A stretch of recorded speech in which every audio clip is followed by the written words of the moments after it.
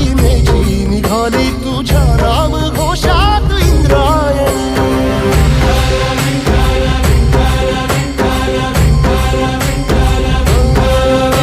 भिडे आसमंती ध्वजा वैष्णवांची उभी पंढरी आज नादावली. तुझे नाव ओठी तुझे रूप ध्यानी जीवाला तुझी आस गा लागली. जरी बाप साऱ्या जगात